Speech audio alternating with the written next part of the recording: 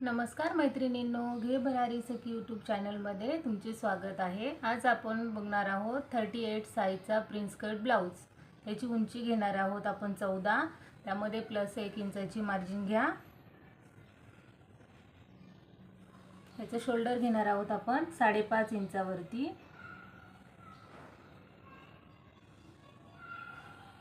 Armhole घ्यायचा आहे 6 inch.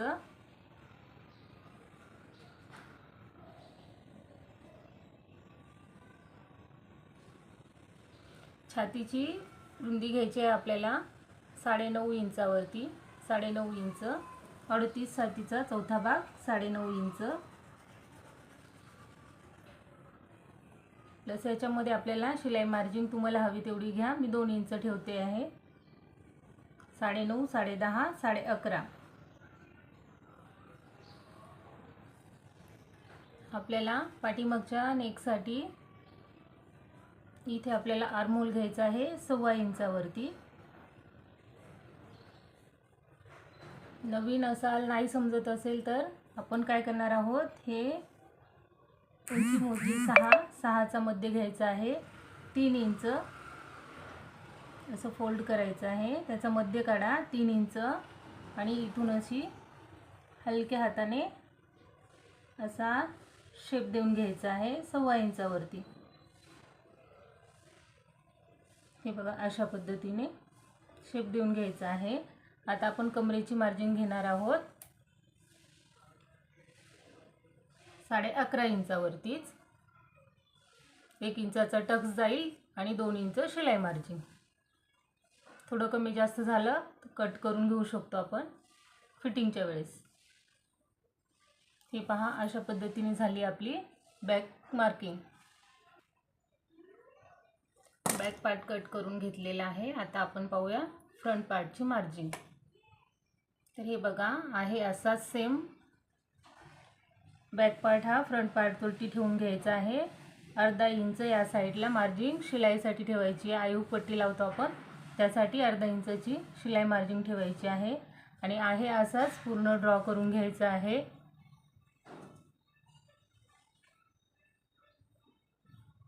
अशाच पद्धतीने ड्रॉ करून घ्या। या साईडने 1/2 इंच शिलाई मार्जिन ठेवलेली आहे।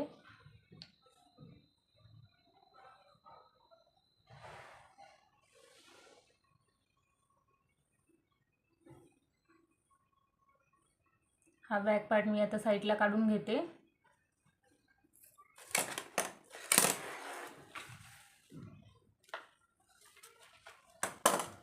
फ्रंट पार्टसाठी तुम्हाला किती मोठा नेक हवा आहे त्या हिशोबाने घ्या। इथे मी 7 इंच घेत आहे।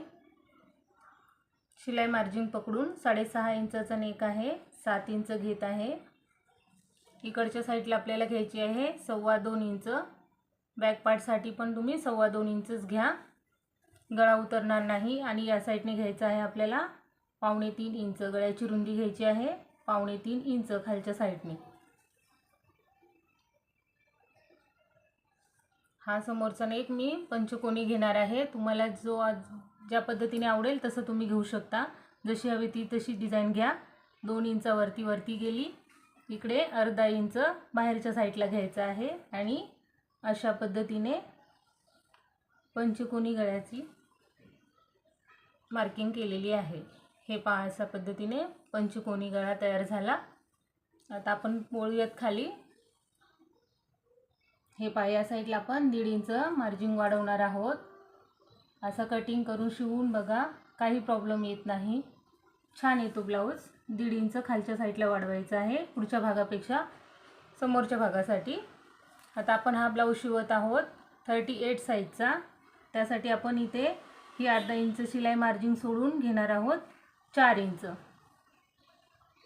म्हणजे टोटल घेणार आहोत 4.5 इंचावरती। 4.5 इंच या साईडला घेणार आहोत आणि याचा बस्ट पॉइंट येणार आहे 10.5 इंचावरती। 10.5 इंचावरती मार्किंग केली। या साईडला आपल्याला इथे आपण 4.5 घेतलं, इथे 5 इंच घ्यायचं आहे, 1/2 इंच एक्स्ट्रा वाढवून घ्यायचं आहे। इथे आपल्याला कर्व शेप द्यायचा आहे म्हणून।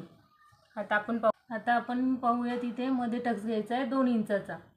2 इंच टक्स असेल की कटोरी चपटी बसत नाही, पफ व्यवस्थित येतो। 2 इंचाचा पुढचा भाग आपल्याला इथे अर्धा इंचवरती बाहेरच्या साईडला कट करायचं आहे. हे आहे असंच यायचं सेम ह्या साईडला अर्धा इंचच्या इथे असं थोडंसं असं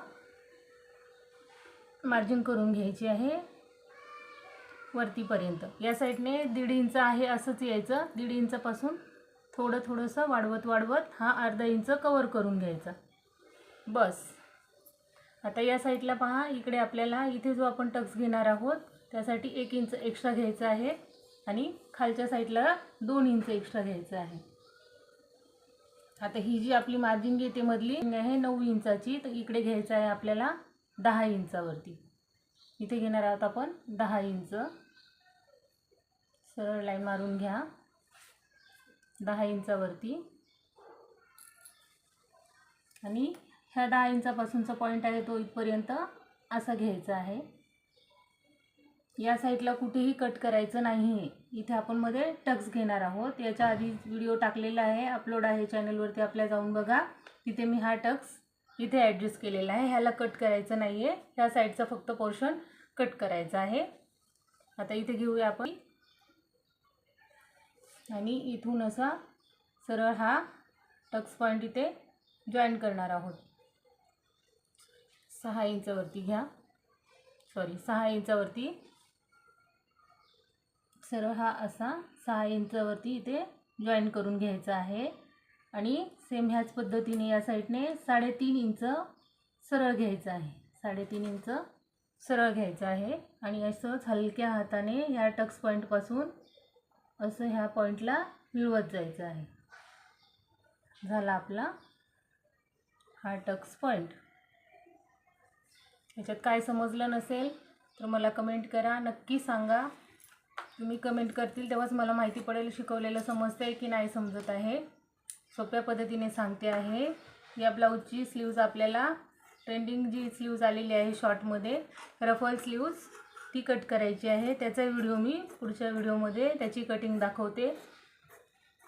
आणि रफल स्लीव्ज जी आहे त्याची स्टिचिंग पण दाखवणार आहे. कमेंट करून सांगा अजून काय बनवू, काही आवडत असेल, नवीन काही शिकायचं असेल, माझी पद्धत समजते का नाही हे पण सांगा.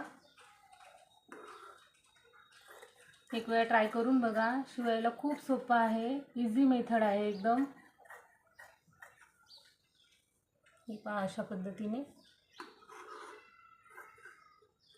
हलक्या हाताने असं कट करून घ्यायचं आहे. शेप व्यवस्थित येणार, मस्त बसतो ब्लाऊज हा.